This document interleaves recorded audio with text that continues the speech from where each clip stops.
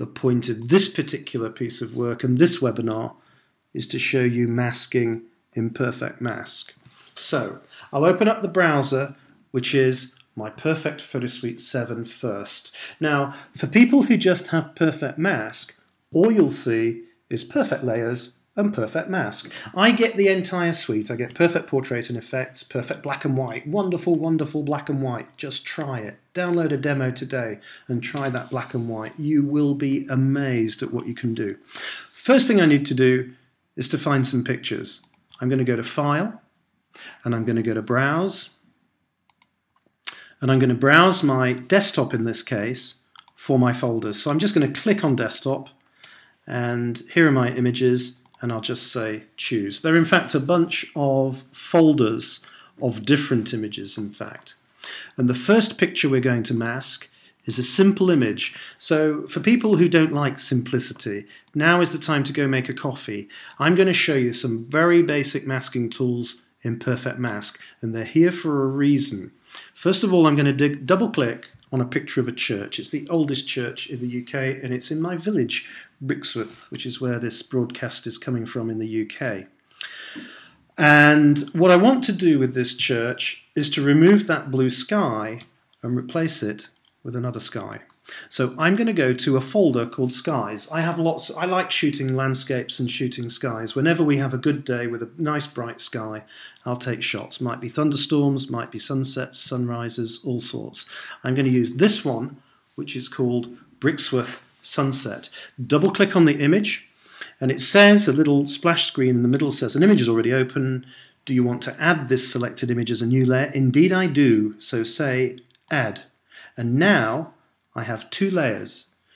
I'm still in Perfect Layers, by the way. We haven't gone into Perfect Mask yet. Perfect Layers is the starting point in a workflow, and I'm tending to use this workflow now constantly as a standalone product. I shoot raw files.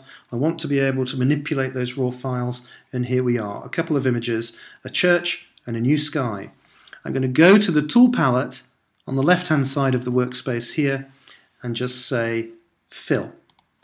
I've accessed the transform tool, and I'll pick up the bottom of the transform tool, the little handle at the bottom of the screen, and just say, okay, it's in position. Let's just move it slightly. Pick it up here and just push the sky up a little bit, distorting it slightly, and that's in the right position. And what I'll do with that is to say Apply. For Suite 6 users, by the way, people who had old versions of our software, all of the interface has changed, and it's now absolutely beautiful. It works perfectly. I'm going to click on the image called Brixworth Church, and I'm going to drag it over the top of my sky. And now we're going to dive into Perfect Mask.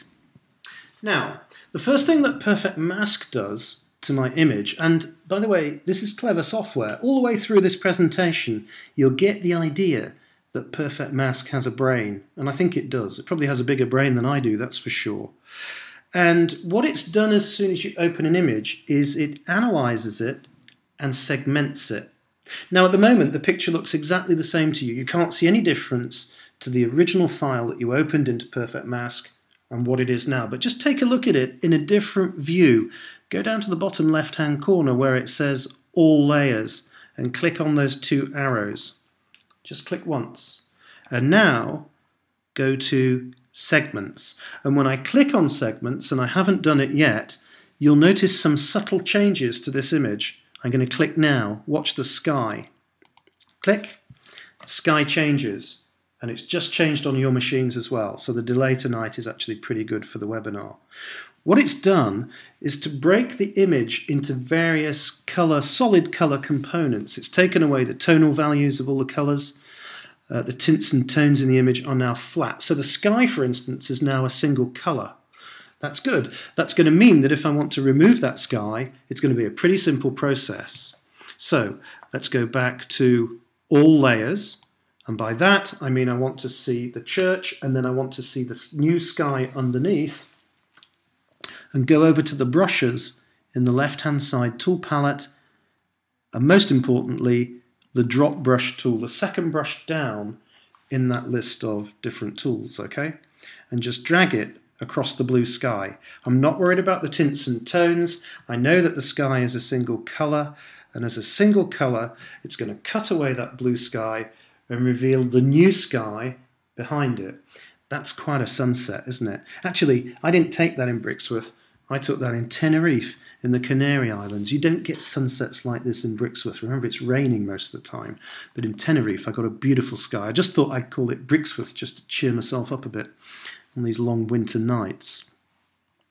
I've chopped away that sky, and I use the word chopped advisedly. I don't think the drop brush, letting the software analyse the image and make the selection for me, is a very elegant way of making a mask. But on an image this simple, it's not too bad. This little brush at the top will replace that sky back into the image if I want to do that. But you know, right now, I don't. I'm going to keep it chopped out, and I'm going to go to the third brush in the palette, which is a dinky little brush. It's a nice fine brush. It's a refine brush. This is the kind of very delicate brush that Michelangelo would have used on the Sistine Chapel. Well, not really. He probably used 40-foot wide brushes so that we could see all the images properly. I always think I have an affinity with Michelangelo because I'm left-handed. Actually, I don't think Michelangelo was. That was Leonardo, wasn't it? Actually, Leonardo was ambidextrous.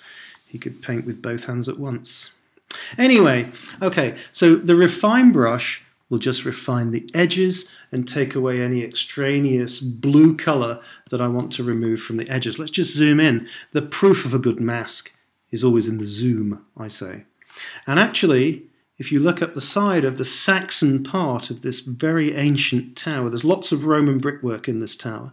Italians watching will not be impressed, but lots of people are. There's a fringe along the edge of the church. There are some pixels that this fairly basic process just hasn't managed to take out. So let's refine the edge of the church, and the edge, and it's gone. It's perfect, actually. It's a really nice mask, and it's working well. Just along the top of the church roof there, just refine the edge and make it work. Do I have a tool here that I don't have to drag around the edge of the church? Well, actually, I do. If I go under Adjust Mask and click on Adjustments, I get a little panel in the middle of my screen, and this will adjust the entire mask. But be careful. If you decide, for instance, to grow or ideally shrink the mask to remove edges, look what happens. I'm going to do a pretty violent shrinking of the mask so you can see what happens. It eats away the edge of the mask. So the shrubs, for instance, the trees at the top look lousy now. They've kind of eaten away some of the pixels. It looks like it's getting confused. Don't use that tool. Cancel it. It's great for doing quick adjustments to masks if you don't have to worry about detail in an image. But for this particular picture, the refine brush is fine. Now, just go to the navigator window and hit the word fit. Okay, and that fits the whole image, in fact the two layers, back onto the screen, and I can say apply, back into my perfect layers, back into my Photoshop, back into my elements, aperture, Lightroom, etc. Okay, this is a really simple image and a simple masking process. It's very similar, I have to admit, to the magic eraser inside of Photoshop, and a lot of you are probably saying, don't know why you didn't use the magic eraser in the first place. Well, the reason I'm showing you simple masking like this is because you might decide to buy Perfect Mask with its Perfect Layers component and never use it within a million miles of Photoshop. You might have a machine that doesn't have Photoshop on it, and if you do have a machine that doesn't have Photoshop on it, then you've got the kind of clunky tools that you can use inside of Photoshop right inside of Perfect Mask, but refine the edges really nicely. Let's find a more difficult, complex image. I'll go to my demo images again, and this time I'm going to find a tree. I'm going to take it out of my little database on the left-hand side. An image is already open. Do I want to add a new layer? No, I do not. I want a completely new image, and I'll throw away the church and the sky. This is a different kettle of fish, as we say. Now, this particular image has an awful lot of detail in it. Well, where is that detail? First of all, I'll close down the browser on the left-hand side, still inside Perfect Layers, and I'll just analyze the image. Just zoom in a little bit here. We're into the second tree, a tree behind the first tree in the hedgerow, and we're also into the edge of the wood. And look at the detail in there. There are loads and loads of little twigs. I know that I can mask this image inside of Photoshop, but I'm not quite sure how long it would take. There will be a lot of adjustment and a lot of thought about the processes and the techniques that I need to use in Photoshop to get a really good solid mask of this particular image. And I don't want to have to think too much. There are 14 different ways of masking in Photoshop. That's 12 and a half too many for me. Let's fit the image back on the screen, and with the right layer selected, look at the image. There are 2 layers already. I'm not going to find another sky. I've already got one associated with this particular picture, and it's there. It's a sunrise this time, not a sunset. I've picked this particular image, first of all, because it's quite soft. It looks as though it might be sympathetic with that tree. Also, of course, the colours are beautiful, and the colours fit the tree quite nicely. The tree is an autumnal shot, taken on a -10 degrees morning, so it's pretty cold. I think I got a bit of camera wobble in this one, so there might be a bit of blurring on some of the branches. But there is my tree. Layer selected. Always please select the right layer, the top layer, the subject layer that you're going to mask. Don't bother selecting the sky and going into Perfect Mask, because who wants to mask a sky? Take the subject, single click, we're into Perfect Mask. The same segmentation process applies, but to a great extent I'm going to ignore it, because this is an image that has a ton of detail in it, and that segmentation process isn't going to do a particularly good job with an image with this amount of detail. Instead, I'm going to go for a process that anybody online at the moment who used Mask Pro will understand intimately. This is a process whereby I'm going to use this brush. It's called the Magic Brush. It's a beautiful, beautiful masking tool. But the Magic Brush, to work effectively, needs colours. Or does it? Hang on, let's just show you something here. By the way, the brush that I missed is a basic masking brush. It will wipe away the sky. Okay, so I've done a little wiggly line down the side of the tree. It will also wipe away the tree. So use this brush sparingly. I'll show you a good reason to use this brush in another image that we're going to look at. But for this particular picture, I'll only use it, I think, once. I'm going to undo those 2 strokes by hitting Command or Control Z, okay? On the Edit menu inside of Perfect Mask, I've got completely unlimited undo. So you can undo as many times as you want and redo, everything is there. I can also, to reset the image completely, go to Mask at the top of the screen, little pull down menu, Reset Mask. I will use that a couple of times in this image because I just know that I'm going to do things incorrectly. So that's the basic standard masking brush. Let's use the Magic Brush and let's not select any colours. So first of all, make sure that you start to mask outside the subject that you're going to mask, and then carry on pulling the brush in towards the tree. Look what happens. It's making a mask, and it's making actually a really nice mask of this particular image. Or is it? I think that the software has such a big brain that it can tell when I start outside the tree area on the sky and it gets to the little twigs and the leaves and the bits and pieces in the tree, it suddenly realizes that it can start to mask the bits it's chopping into. That's fantastic. But take a look at this. I'm going to zoom in again to the tree. And actually, if I wanted to make sure that I was going to make a good mask of this picture, I don't think that's good enough. I'll wait till you've zoomed in. I can see some blue fringing, some blue edges around the little twigs on the edge, and also I'm losing definition.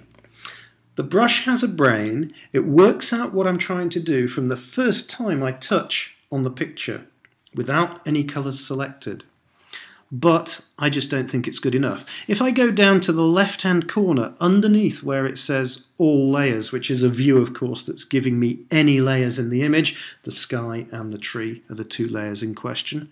Click on the letter A for our European friends, the letter R, okay? Now, what have I got here?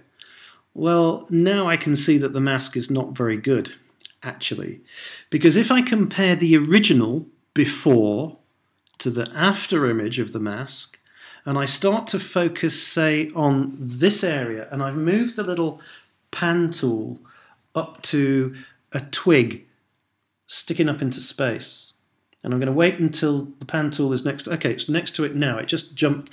The jumpiness, by the way, is purely the webinar process. I'm not jumping around here at all, believe it or not. That little twig has lots of extra little twiggy branches on it. Look at it on the right-hand side. We've lost the detail.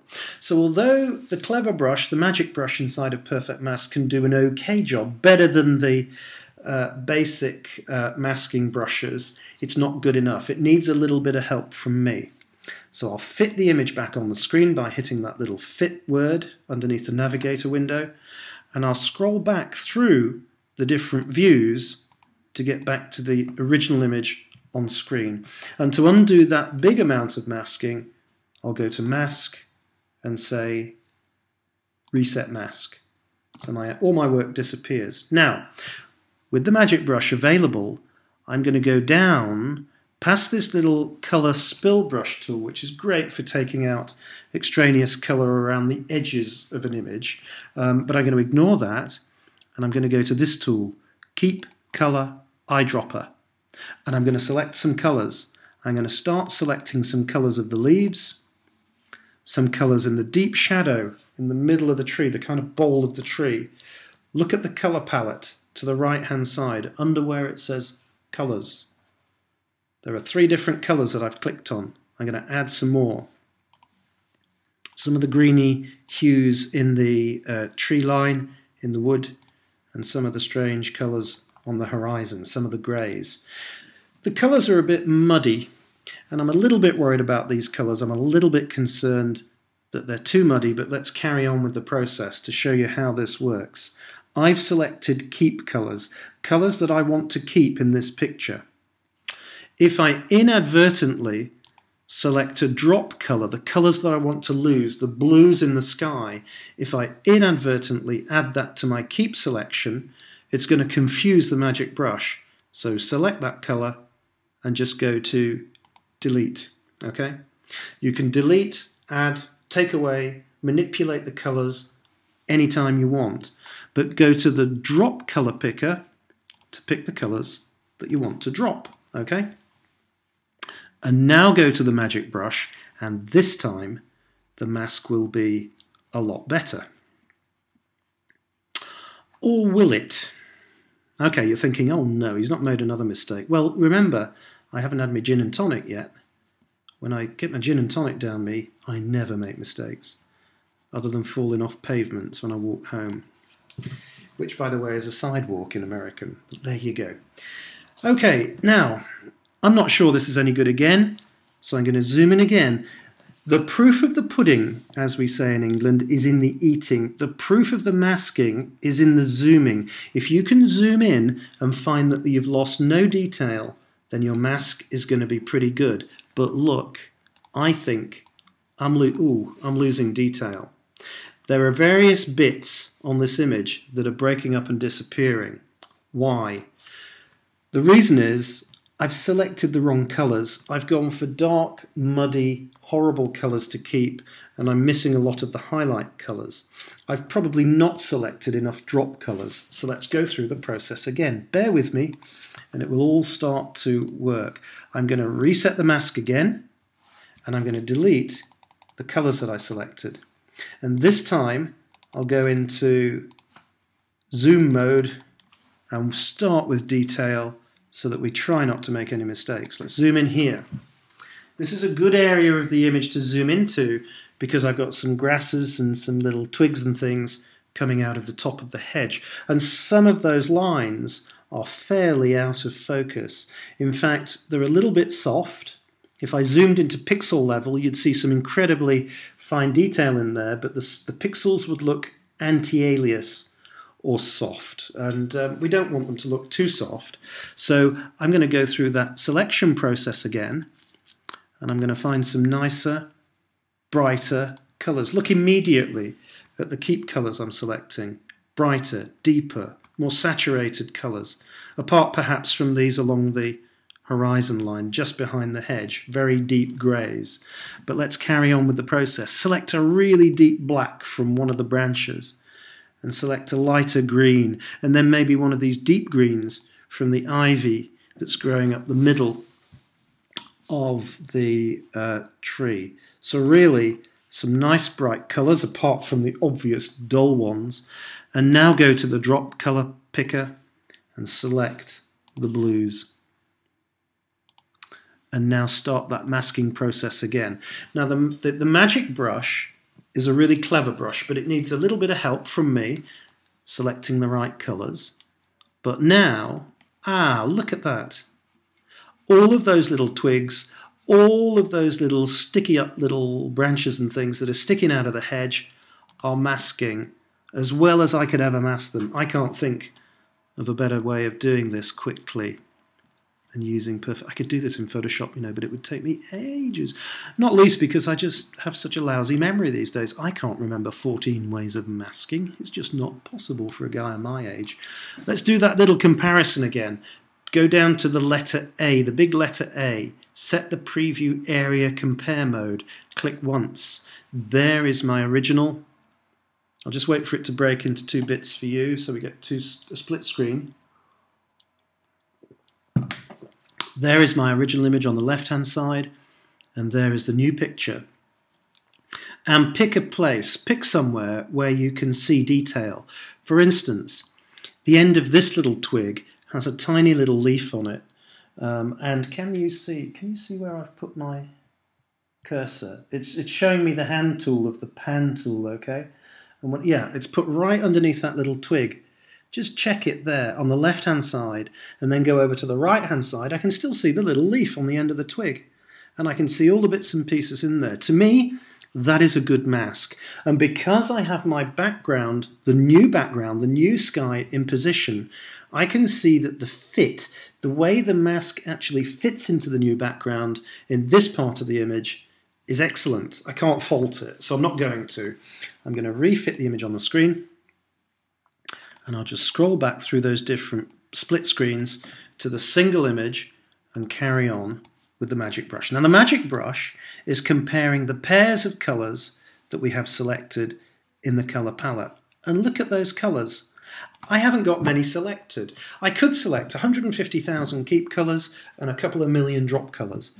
If I was boring, if I was very sad, and if I wanted to spend the next week selecting the right colours. I don't have that amount of time, but because, as you've already seen, Perfect Mask has a brain to a degree. It can figure out what you're trying to do from relatively small selections, then it will do most of the work for you.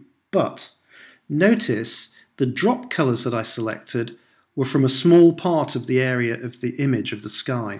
I'm going to add some more. So click on the drop eyedropper and add some more colours, some darker blues. These dark blues, I will guarantee, will show up somewhere in the mask around the fringes of the tree if you're not careful. And there we go. Mask, mask, mask. Now, I know that there is an awful lot of detail in this picture, and to keep painting around the tree might take me 2 minutes, 3 minutes to get a really good mask of this picture. By the way, I'm using a mouse. I'm not even using a Wacom or Wacom tablet in this case. I normally do, but in this case I'm not. I'm just using a mouse because that's what probably the majority of you are using.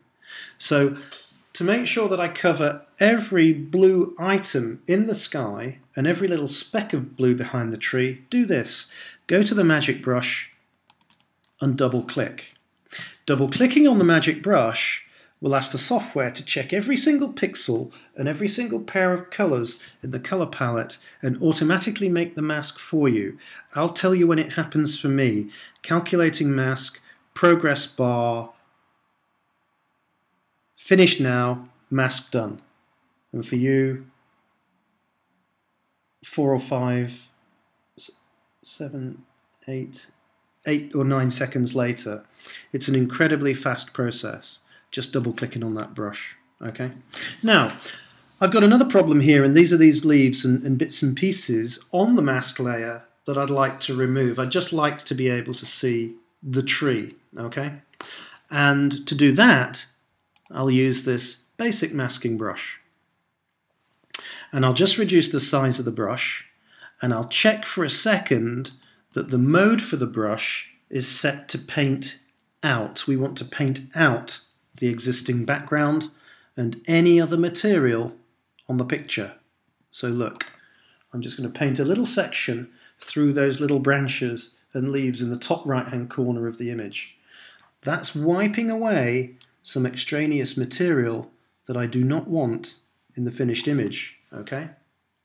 And that's great. I reckon I've done the mask. I've done it in pretty quick time.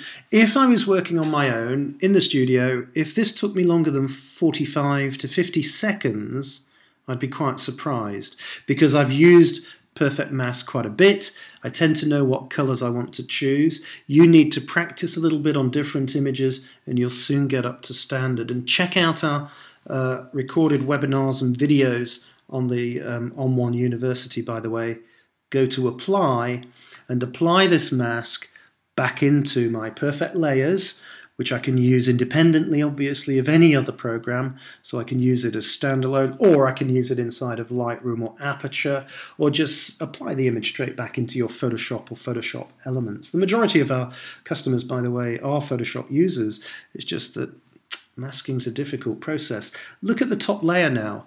It's got a beautiful layer mask of my tree. And that I can actually copy and apply that layer mask to the original image if all I wanted to do was to brighten up the sky behind it or dull down the tree in front of that blue sky. So I've got a lovely layer mask there ready to use. That's really nice. So I'm going to find another image actually inside of Perfect Layers. I'll just get my browser back, and this time I'll pick a picture of dye. Okay, so let's open up the image. I think I showed you what we were going to finish up with on this particular part of the presentation. It says an image is already open. I want to add it as a new layer. And there's a picture of dye. It's dye looking big in the nicest possible way. It's the resolution of this top layer versus the other image. Let's just click on the transform tool, and I'll use the scale slider at the top here just to reduce the size of this image. Remember, I'm still in Perfect Layers. Layers is a lovely creative tool in its own right, actually, as far as I'm concerned. And combined with Perfect Mask, it's just a fantastic solution. You get your Perfect Layers inside your copy of Perfect Mask or your copy of your Perfect Photo Suite as you work. And there's my image now. And with that selected, I just need to say Apply. And then I'll go back with a single click into Perfect Mask, and this time I'm going to use the brains behind Perfect Mask to really do the mask for me. I'll just use the standard drop tool. A little bit of a note about chroma key masking, which is what this image is. It's a green screen. Is that sometimes you get green contamination of the foreground image, and also invariably a tiny little bit of fringing. So just take that off with the little refine brush. Just take it down in size a little bit. I'm using the brackets keys for most of the brush size controls. And I'll just go down here. By the way, I can hear some grumbling on my telephone line. Hopefully it's not affecting what you're hearing of this. Maybe I should pull up the little... I'm just refining the edges of the mask just to take away the little bits of green fringing. And there we go. Bing, bing. Done. Perfect. Fast. Apply. And there is dye now in a 3-layered composite image of a tree, new sky, dye, fine. What would I do with this? You know, what I do with this incredibly quickly is just to merge these images together. I'm going to do 2 more images actually in the next 15 minutes, so don't worry. I would then go into Perfect Effects, because the picture of dye doesn't look very cold. In fact, the picture of the whole tree and everything looks a little bit too warm. It was -10 that morning, but because I've put a really warm sky behind it, I'm going to do this. inside of Perfect Effects, which is my all-time favourite program. No, it isn't. Perfect Mask is. Oh, no, it isn't. Perfect Black and White. I can't make my mind up. They're all fantastic. Do Movie Looks and do this. Single click. Cyberpunk. It's just fantastic. It makes everything look cold, miserable, wet, just like the UK. Actually, tomorrow we have some record rain arriving. We've had records every day for the past year. It's ridiculous, but we get a ton more tomorrow. I don't know. The guy I was talking to earlier in Saudi Arabia could probably use some rain. Does it ever rain there?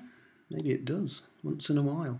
Just reduce the amount of the effect and apply it. But now I've taken the colour out of the image, it looks fantastic. And then using perhaps a fill layer, I'd put a little bit of mist in there to make it look murky and misty. And we've created a nice montage. Right, let's do another one before we go any further. And this is a little exercise, actually. And unfortunately, it's another landscape. Someone's going to be online saying, how about masking something with hair? The process is exactly the same. Just select the colours of the hair. If you only have one pixel that makes up a hair, good luck. It's going to be very difficult to mask one pixel, but if you've got one pixel surrounded by two slightly softer anti-aliased pixels, then you should be good to go. Okay, I'm going to say new to this particular picture, and I'm not going to save that image. Now, this is a little lesson in picking the right kind of sky to work with a particular image. Notice this image has a very bright blue sky. I must have shot it years ago because we haven't had a blue sky recently. And I'm going to go back to my skies. By the way, you get skies with Perfect Photo Suite from onOne software, but I actually like to use my own because I like to be able to say that everything's my own work. I'm going to pick this sky, which is called Malta Sky. Now, this is a sky that I shot in a place called Malta, which is in the Mediterranean Sea, south of Sicily. And I'm going to say Add, Small Sky. Use the Transform tool. Make it bigger. Distorting the clouds isn't what I normally like to do to skies, but with this particular sky, I don't mind. I'm going to pull the sun over a little bit so that it's a little bit more intense on that right-hand side of the image. Now, you'll notice in the browser, all of my Malta skies have the sun coming in from the left side. This is because it was a sunset in Malta, fantastic cloud formations, and I had to take lots of shots, but the sun was on the left side going behind the balcony of a hotel. So clearly I've opened this particular image up and inverted it using the transform tools, the little flip and flop tools. So I get the sun on the right side for this particular image, and I say apply, take the layer of the image, the subject of the image, put it back over the sky. So this is the bit we're going to mask. Now, why did I want the sun coming in from the right? Because on my original picture, I've got little shafts of sunlight coming through this hedge. So I want them to be in the right position. If the sun was coming from the left side, they would look ridiculous. Now, you might think it looks ridiculous anyway, but I'm trying to make the effort to make sure that at least the sky, the sun, is in the right position. Remember those moonshots when we had the old conspiracy theories of did NASA actually send anybody to the moon? Or did they photograph it all in a studio and people were pointing to shadows in the wrong direction? They obviously didn't have perfect mask to make everything work really nicely for them anyway. Now, what I need to do with this is another selection routine. So I'm going to zoom in once more. I always zoom in to select colours, and not everybody does. You don't need to on every image, but to get a good, accurate selection, let's try it. Now, potential risks with this image are actually, it's a very bright light sky in this particular area. So some of the branches and twigs, you can see them in the background, are almost burning out because of the intensity of the sky. This was an early morning shot, in fact. Again, on a frosty day when it's nice and bright and blue. Keep colours. Watch the colours palette, because you're going to need to watch this in the next image. I'm going to select a very deep shadow from one of the branches, a nice lighter kind of olivey colour, and then some greys from the hedgerow. And inside the hedgerow there's a couple of little leaves. Let's pick one of those. Gorgeous sort of, whoa, nicest sort of deep salmony colour almost. Some of the leaves are pretty deep and dark. And now select some drop colours. So just change the colour picker, click, click, click. Could select thousands of colours. Don't. Because then the magic brush is going to slow down. You don't want things to slow down. You want things to work fast. With those colours selected, I should be able to make a reasonable mask. Let's see how it's going. And actually, that's not a bad mask. You'll notice that some of the branches and some of the twigs look slightly unnatural. Well, that's because they've soaked up an awful lot of blue in the background from the sky. They're bound to do that. If you look at, for instance, a sunset behind a tree or a line of trees, you're going to get some branches completely burnt out. They'll just disappear completely from the image. But this particular sky with that nice reddy orange look is not bad. Try the refine brush if you want to refine the edges. Reselect some colours if you're not happy with the way the mask is working. Right now, I'll live with that. I'm reasonably happy with it. And with the magic brush selected.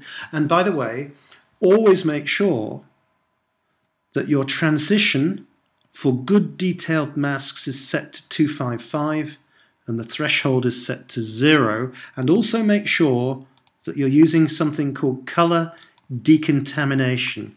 It just makes absolutely certain that the magic brush is going to take away any weird little colors that kind of hang about there. And just see how this sky starts to work with the image. Now remember, I only selected drop colors, the light blues, from a small area of the image, and we have some darker blues on top, so just add them exactly as we did with the original landscape, and go back to your brush and carry on with the masking process. Mask, mask, mask. I'm masking with a mouse. I gotta say, why do people still use mice? I just don't know. I think they're terrible tools to use. The pen is mightier than the mouse every time. So mask, mask, mask. Masking through the process. Perhaps increase the brush size a little bit. It will slow down if you get a bigger brush selected. But look, the tree is starting to look glorious in its isolation. It's a really... By the way, has anybody noticed a little dog on the path on the extreme left-hand side? That's my dog, Archie. Archie's a little Jack Russell Terrier. He's very angry most of the time, which is great because that's what Jack Russells are supposed to do. And once in a while, he'll get very angry and start barking a lot. Often while I'm doing a webinar. So if, for instance, he snuck into the office and he's kind of sitting there quietly, suddenly he'll start to bark, and it's very embarrassing because I have to kick him out the door. Now, the mask is looking quite good. What I'll do with this is to use the basic masking brush just to wipe away the rest of the sky quickly. This brush is much faster than the magic brush because it's not looking at any colours at all that we've selected. It completely ignores them and it makes the mask. And it's good. And don't you like that sky? I think it's fantastic. Looks like it's on fire. But also, it's kind of sympathetic. Perhaps I need the sun a bit higher on the horizon to put these shafts of light through. But I'm quite happy with the way that's working. I'm going to put a little bit of light through these little holes in the hedge, by the way. I'm not using the double-click routine this time because I want to be a little more precise on just where I'm making the mask work, but I'm quite happy with the quality and the feel of that particular image, apart from perhaps where I'll use the little refine brush again on the little bits of hedge right in the background there where it looks as though there's a little bit of frizzy halo, and there's my image and that looks great. Right, it's 1954. It's not. That's not my birth date, by the way. Not far off. It's 7:55 in the evening. So I'm going to say apply to that, and now I'm going to find another image, and I'm going to have to speed up a little bit because I want to share with you a process that Perfect Mask does, which is called transparent masking, and it's beautiful. I was in the office the other day, actually, and Cheryl, who is a customer service manager over in Oregon, I was in Oregon and by the way, it was rainy, it was miserable there as well. It was almost a mirror image of the weather that we've got in the UK. And according to my friends in Oregon, it actually rains more, I think, in Portland than it does in the UK, which is all good fun. Let's find this last image. It's beautiful. Double click. It's a shot by a friend of onOne Software who's based here in the UK, in Wales actually, called Mark Cleghorn. and he runs a photo training business. And he's taken this shot of a girl looking a little bit miserable because she looks a bit cold. We're going to put her into a park in Seville in Spain. Okay, so to do this image, I just have my image open. I have my layer already selected there. Let's go into Perfect Mask. The problem with this picture is the transparent masking of that nylon material that the girl is dragging behind her. Sip of my tea. It's getting cold. Horrible cold tea. Okay, now what we'll do with this is to make two selections to start with, two sets of colours. Remember I said don't select many colours, and you're thinking, hang on a minute, what if I've got an image with loads of colours and that magic brush is going to slow down? Do what I do now. First of all, I'm going to select the colours to keep, and as I did with the trees and everything else, deep shadow, highlight, mid-tone shadow. Select the brightest colour you can in the colour selection and the deepest, and most of the software will kind of figure out everything, or the software will kind of figure out most of the rest of the colours that you need. So there's my colours to keep. I'll select my colours to drop. Select your magic brush again. It's got two concentric circles on it because it's slightly soft. I don't like hard-edged masks, so I make sure that I don't do them.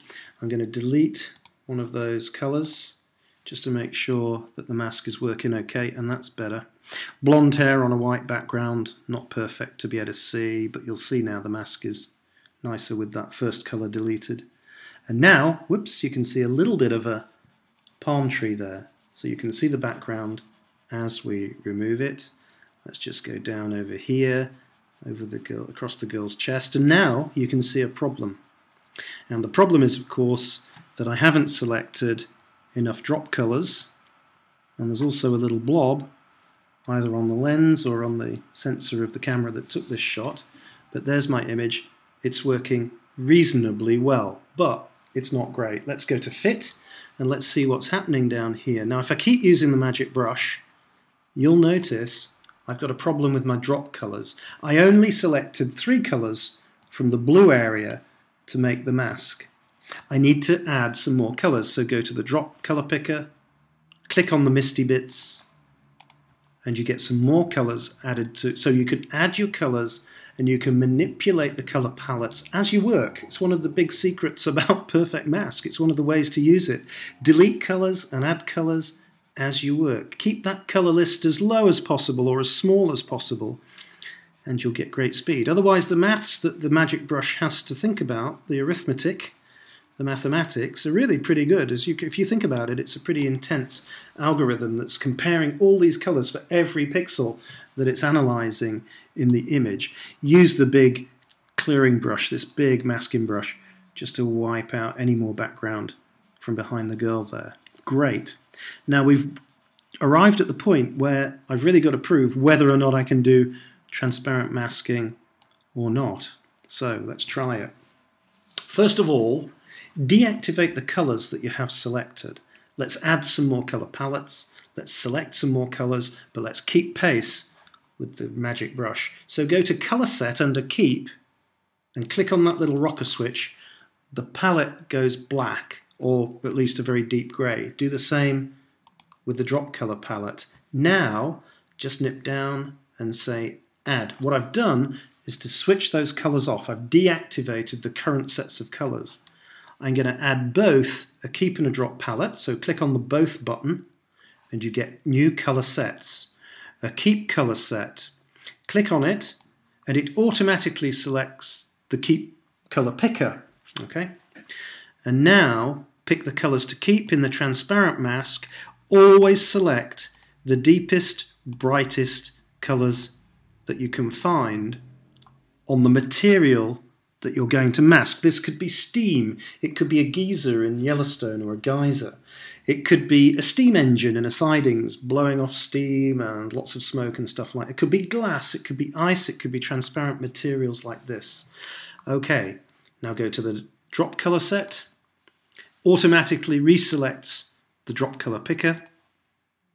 And I'm just going to select 3 colours and now select the magic brush and see what happens when we start to mask through the transparent material. Now, I've never managed to mask anything with any level of transparency successfully in Photoshop.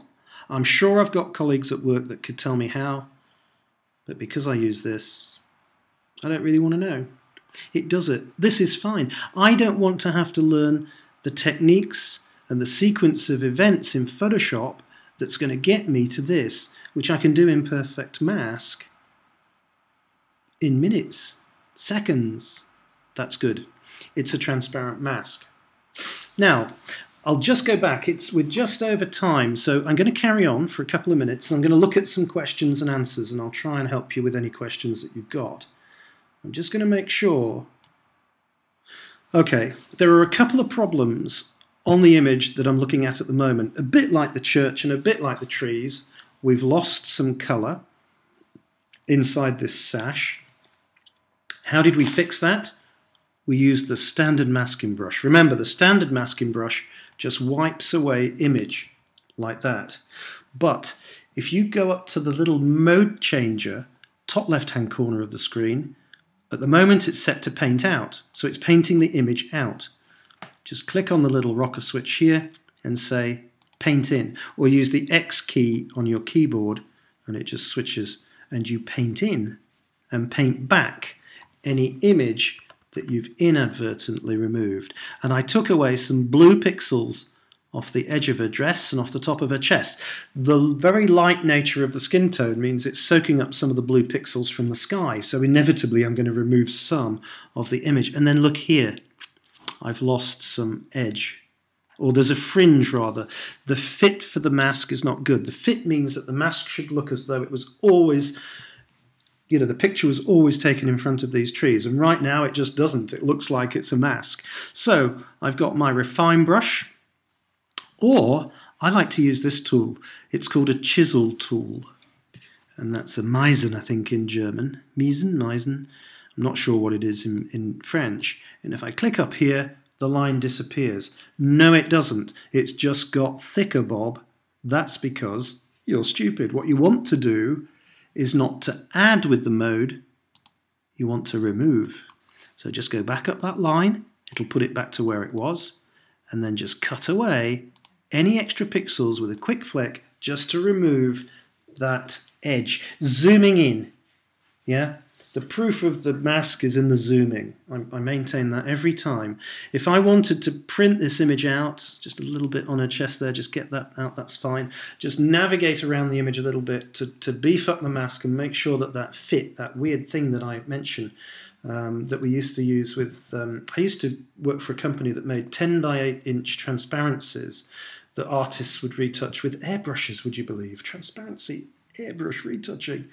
And we used to create masks in the labs to overlay one image over to the other, and this is how we created nice front cover magazines in the day. And the fit of the two images together was the test of whether something was going to work or not, and that fit is important. I've got a little bit of fringing still down the front of the dress. I'll come back and fix that, perhaps around the finger of her left hand, but the mask and everything, you know, is looking pretty good for a quick way of working. So I go and apply that back into my perfect layers, back into my Photoshop, back into my Photoshop elements, my aperture, my Lightroom. You decide where you want to work and then go do it. Let's just save this image. Before I go, I'm going to have to save this file because look, I've got two beautiful layers including a layer mask. File, save as. Now I'm going to save as girl red shawl. I have no idea what this thing's called. It looks like a piece of red curtain material to me, but she's dragging it behind her anyway. I'll save it on the desktop, and I won't save as a TIFF or a JPEG or a PNG file. I'm going to save it as a PSD, a layered Photoshop file. Say save. Now, sorry I'm going on so long. Feel free to disappear if you've had enough of this, but I just want to make sure you get the gist of saving stuff. I'm gonna, let's just quit from Perfect Photo Suite, and let's take the picture of the girl, red shawl, excellent, and drop it into my Photoshop CS6 or any version of Photoshop that reads a PSD file. So my CS6 is open now. Slight delay for you again. Picture opens. Go to the Layers palette and look at the Layers palette. The layers are exactly as they were inside of my perfect layers saved from my perfect mask.